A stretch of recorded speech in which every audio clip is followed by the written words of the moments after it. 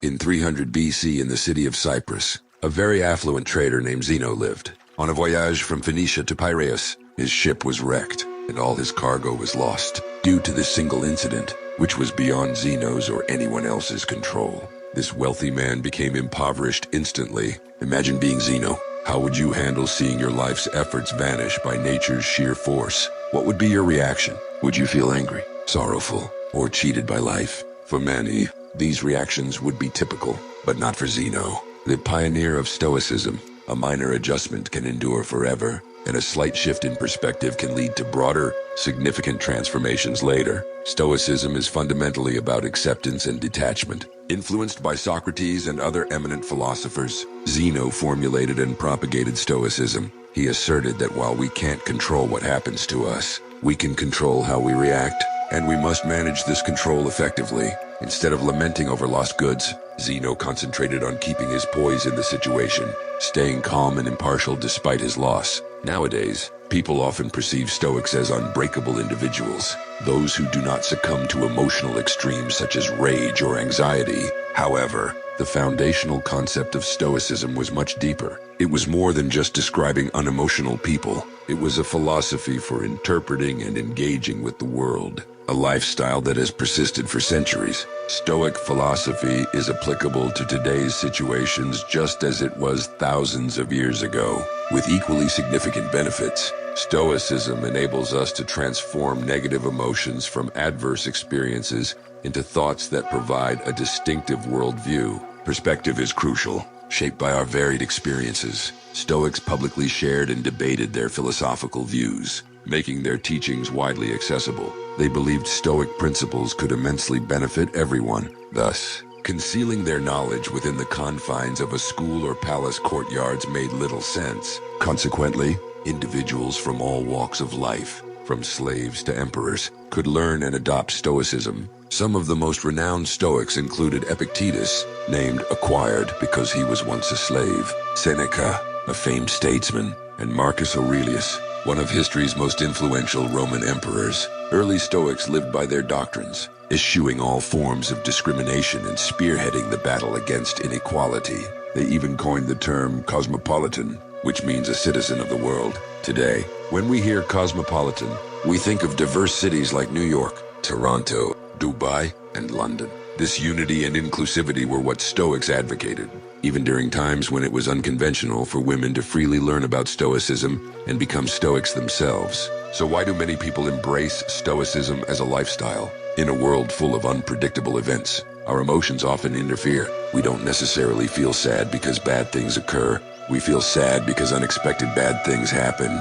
Rain is beneficial. It waters plants, supplies water for livestock, and maintains cool, humid temperatures. Yet, being caught without an umbrella under a dark cloud is always unpleasant. So why don't we start sobbing when it begins to rain? Because although the situation is adverse, rain is expected. It's an uncontrollable yet transient event. Stoicism instructs us to anticipate that everything adverse that could happen will happen. Envision the worst possible outcome and accept it might occur. One Stoic practice, known as voluntary discomfort, aims to enhance gratitude. This exercise involves sleeping on your kitchen floor, taking cold showers instead of hot ones, or eating only potatoes for days. Such practices help you realize that no matter how tough situations become, you will survive and potentially thrive if your mindset is right. By enduring these hardships, we mentally prepare ourselves for future challenges. In today's world, where advertisements incessantly bombard us, we are led to believe that without the latest gadgets,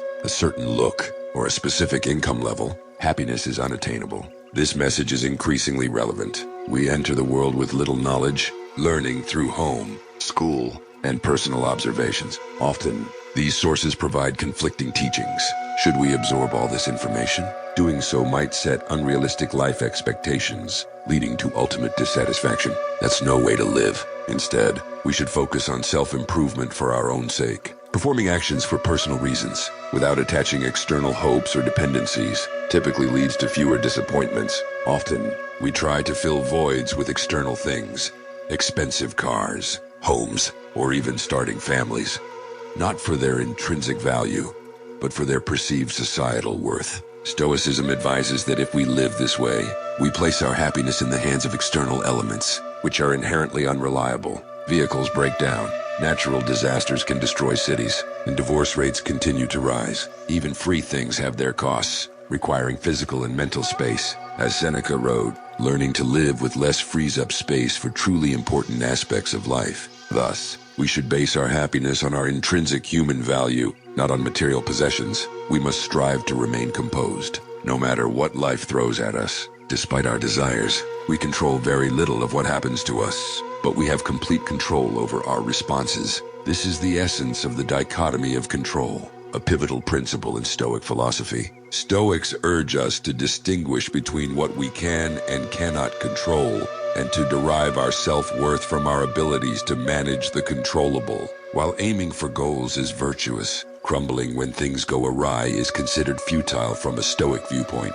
Making YouTube videos might be simpler than ruling as a Roman emperor, but it still presents its challenges. You need to conceive an idea, research it, possibly discard it, then script, produce it, and edit the video, not to mention creating a title and thumbnail before finally publishing it. All steps up to pressing the upload button are under your control. After that, the outcome depends on the YouTube algorithm. Yet, many gauge their success by the number of views or subscribers they gain, metrics largely beyond their control. Stoics would argue that you should measure your work's success by the effort you invested, not by the external results. Consider an employee who, after 6 months of diligent work, believes he deserves a promotion. He presents his performance report to his boss, who acknowledges the effort but doesn't grant the promotion. The employee might return home feeling incompetent, not considering that the boss could have been in a bad mood. Someone else might have been more qualified, or perhaps the company couldn't afford to promote anyone at that time. If he valued his work based on the quality of his report and continued his efforts,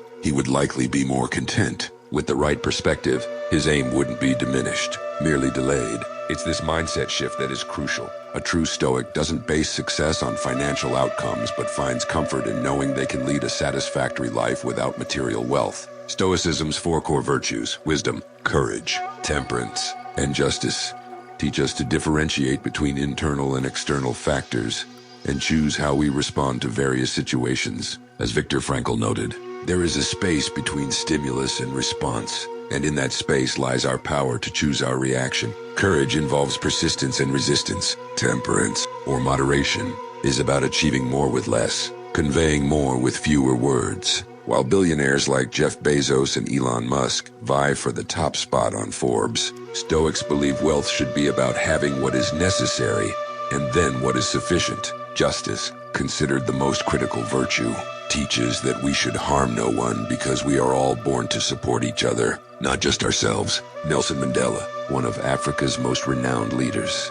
exemplified this during his fight against apartheid. After 27 years in prison, he was released and elected president of South Africa. Many expected him to seek vengeance against those who supported apartheid or his imprisonment, but he did not. While incarcerated, Mandela studied the works of Marcus Aurelius and adopted key Stoic values, which he practiced throughout his life. Rather than pursuing retribution, he encouraged his compatriots to focus on reconciliation and rebuilding. He emphasized that the past was beyond control, and the only way forward was to work together to create a better nation. This approach embodies Stoic philosophy. In contemporary medicine, Stoicism underpins techniques like rational emotive behavioral therapy, REBT, and logotherapy. REBT helps patients identify and rectify negative thought patterns that may cause emotional and behavioral issues, promoting more rational, beneficial thinking. Logotherapy, based on the Stoic notion that life's meaning drives us, teaches that even in dire circumstances,